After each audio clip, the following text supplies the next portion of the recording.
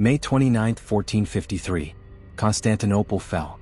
The city that had stood for over 1,000 years, the capital of the Eastern Roman Empire, the largest Christian city in the world, the place that every sultan for a century had looked at and wanted, fell in 53 days to a 21-year-old with cannons that nobody had seen before.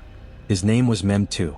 And the moment the last Byzantine emperor died on those walls, he became something different from every sultan who had come before him. Not just a conqueror with a vision. He wanted Rome. He wanted Italy. He wanted the complete, permanent, total destruction of everything that remained of the civilization his empire had been dismantling for a century. There was one problem. Between Mem II and Italy sat the Adriatic Sea. And between Mem II and the Adriatic Sea sat a strip of Albanian mountain territory controlled by a man he had been hearing about his entire life. A man his father had spent 5 months trying to dislodge from a rock fortress. A man who had now been fighting the Ottoman Empire for 10 years and had not lost a single campaign. Mem II and Skanderbeg never met in person. They never spoke. They communicated through intermediaries, through battlefield results, through the particular language of two men who understood each other completely because they had been shaped by the same system. One of them had taken Constantinople. The other one had something the conqueror had never encountered before. A mountain he could not climb. We are in the final chapter of Skanderbeg's life. If you've been with this series from the beginning, you already know what this man survived to get here. If you're new, go back to episode 1. What happens in this episode only makes sense if you know the full story. Subscribe, like the video, and let's finish this. There is a detail about this confrontation that history tends to gloss over because it complicates the clean narrative of Christian hero versus Muslim conqueror. Both men were products of the Devshirme. Skanderbeg had been taken as a boy, trained in the Ottoman system, converted, given a new name, made into a weapon. He had turned that weapon around at 40 years old and pointed it at the empire that built him. Mem II had not been taken from his family. He was born into the imperial house. But he had been shaped by the same Ottoman educational and military system that had shaped Skanderbeg. The same tactical traditions. The same understanding of siege warfare, of cavalry operations, of how empires are built and maintained. The same fundamental belief that the world was organized around power and that power, properly applied, could solve any problem. The difference was what they had each decided to do with that education. Skanderbeg knew, from the inside, exactly how the Ottoman military thought. Mem II knew, from his father's humiliation at Cluj and from the dispatches of every general he had sent into Albania, that whatever Skanderbeg was doing, it was working in ways that the standard Ottoman playbook had no answer for. So Mem tried something his father had not. He sent an Albanian. His full name was Balaban Badera. Albanian by birth, taken through the Devshirme as a child, raised in the Ottoman system, trained as a soldier. By the 1460s he was one of Mem II's most trusted commanders, the Sanjakbi of Ohrid, a man who had risen through the imperial ranks with the combination of military ability and political intelligence that the system rewarded when it found them together. He was, in the most direct sense possible, the same story as Skanderbeg. Same origin. Same process. Different conclusion. Where Skanderbeg had looked at everything the Ottoman system had given him and decided to use it against the empire, Balaban had looked at the same things and decided to serve. Not from cowardice. Barlady and the Ottoman sources both record him as genuinely formidable in the field. From a different calculation about where loyalty belonged and what a man owed to the world that had made him. Mem's logic in sending Balaban was sound. A commander who spoke Albanian, who understood Albanian terrain not from maps but from childhood memory, who had no cultural barrier to operating in the mountains that had defeated every Ottoman general sent from Skopje or Adrianople. This was a different kind of problem for Skanderbeg than the ones he had been solving for the past 15 years. Balaban began his campaigns against Skanderbeg in 1462. Over the next 3 years he would fight Skanderbeg 4 times. He would lose 4 times. But not easily. Not the way the others had lost. In April 1465, near Ohrid, Balaban's forces inflicted casualties on the Albanian side that Barlady records as the most significant losses Skanderbeg had suffered in years. Albanian officers were captured. Men who had served with Skanderbeg since Torviol, men whose knowledge of Albanian tactics and positions was significant. Mem II, recognizing their value, attempted to turn them against Skanderbeg. They refused. He had them skinned alive in Constantinople. Skanderbeg heard about it. He said nothing according to Barlady. He organized the next campaign. In the valley of Vajkal in Upper Dibra he met Balaban again. Same result as before, Albanian victory, heavy Ottoman casualties. But Balaban survived. Pulled his forces back. reorganized. Mem II, watching all of this from Constantinople, made a decision. He would go himself. Again. This time with 150,000 soldiers. And this time he would leave Balaban in place when he returned to Constantinople, because someone had to stay and finish it. June 1466. Mem II arrived in Albania with the largest force he had yet committed to this theater. Estimates range from 100,000 to 150,000, with Barlady and EBSCO academic sources converging on the higher figure as plausible given the strategic priority Mem placed on ending this. He proclaimed a holy war of extermination. Not subjugation. Not occupation. Extermination. The word matters. Murad had come to take a fortress. Mem came to end a people. Skanderbeg's response was exactly what it had been in 1450. He placed his garrison inside Cluj, this time under Tunush Thopia, with 4,400 men including 1,000 Venetian infantry under Baldassari Perducci and 200 Neapolitan marksmen, and took his mobile force into the mountains. Mem began the siege. Artillery, the same kind of cannon that had brought Constantinople's walls down in 53 days, bombarded the fortress of Cluj without effect. The walls held. The garrison held. The defenders bombarded the Ottoman positions in return. Why do these walls not fall? Mehmed reportedly asked his engineers, according to Ottoman Chronicles. His engineers looked at the rock the fortress was built on and had no satisfying answer. After 1 month, Mehmed left. Not in defeat. He left Balaban Pasha with the bulk of the army, estimated at 18,000 cavalry and 5,000 infantry, to continue the siege.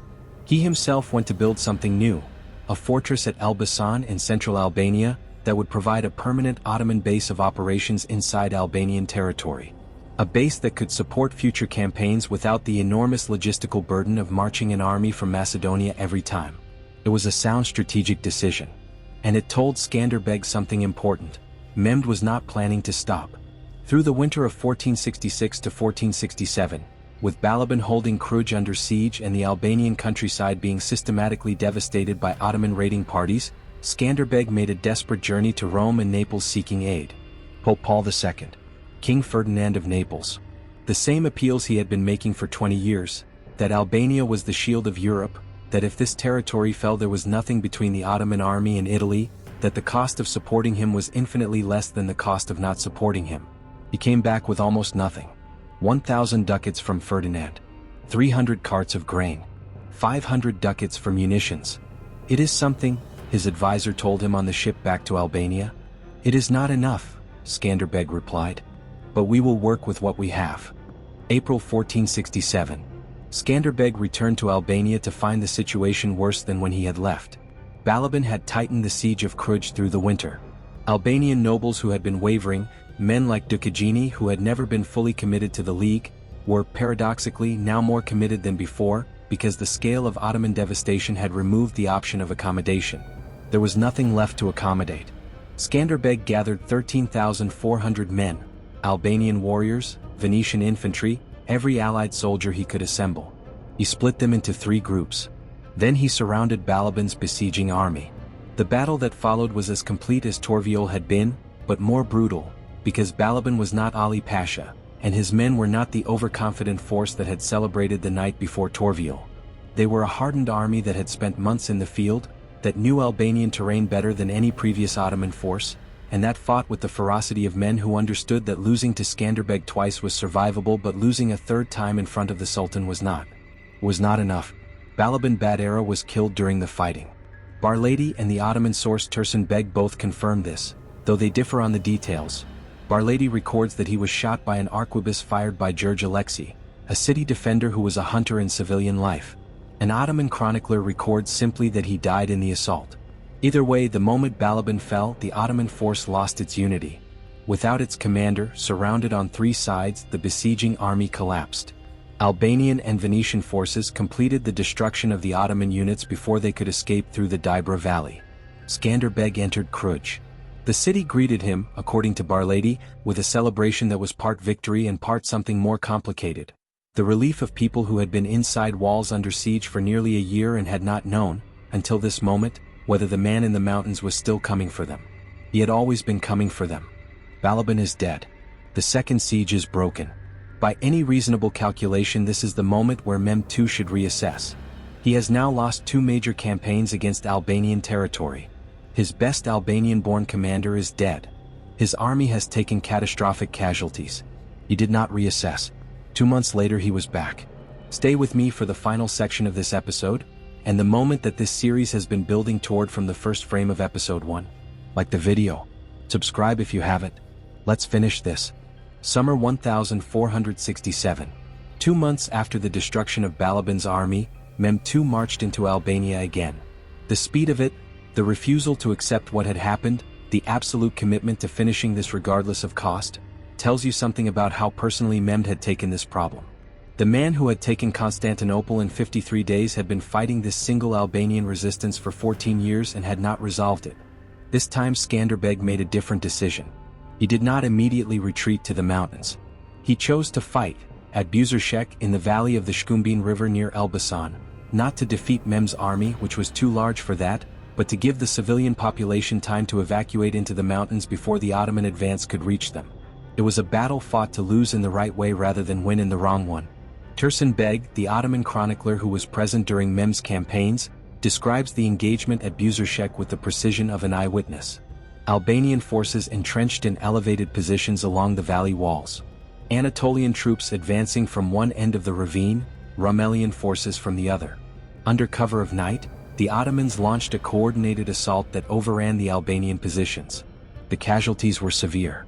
Albanian dead at Buzershek are estimated at around 10,000, the most significant single battle losses of Skanderbeg's entire career. The Albanian army, as a coherent fighting force, was effectively destroyed at Buzershek. Skanderbeg retreated into the mountains. Mahmud Pasha, Mehmed's Grand Vizier, spent 15 days searching every path, every valley, every village. He could not find him. Skanderbeg reached the coast, then disappeared back into the mountains. Mehmed moved on Kruj a 3rd time. He besieged it for a few weeks, looked at those walls, looked at the rock they were built on, and left. It was the last time he came for Skanderbeg himself. He didn't need to come anymore. Skanderbeg died on January 17, 1468. Not in battle. Not at the point of an Ottoman sword. Not captured, not broken, not defeated in any way that the word defeat means when applied to a commander. He died of malaria in the city of Lezhë, the same city where he had convened the League 24 years earlier, the same city where everything had begun. He was 62 years old. He had been fighting without interruption for 25 years. Barlady records his final days with the detail of someone drawing on accounts from people who were there. He was ill for some time before the end. The accumulated physical cost of a life lived almost entirely on campaign, sleeping in mountains, fighting in weather that would have broken most men decades earlier. He called his commanders to him. His son John Castrioti too was there. His wife Donica. "I have not left you an inheritance of peace," he said according to Barlady. "I leave you a war that is not finished. Guard what I have given you. And remember that these mountains are yours, not because anyone gave them to you, but because you have paid for them in full." He died the same day he was born, January 17th. The news reached Mehmed II in Constantinople. According to an Ottoman chronicler, not Barlady, not a source with any reason to flatter Skanderbeg, Mehmed said upon hearing the news, "Asia and Europe are mine at last. Woe to Christendom, it has lost its sword and shield." Whether he said it exactly those words we cannot know. But the Ottoman Empire moved on Albania within months of Skanderbeg's death. Without him, the League of Lezhë dissolved. Without the League, there was no coordinated defense. Without coordinated defense, the territory that had held for 25 years fell, piece by piece, fortress by fortress, over the next decade. Kruj held until 1478, 10 years after his death, with a Venetian garrison. The Ottomans took it by starvation, after promising safe passage to the survivors. They killed the men and enslaved the women and children. He had been right about the mountains. While he was alive, they were Albanian. When he was gone, the empire came for them in the way empires come for things when there is no one left to stop them.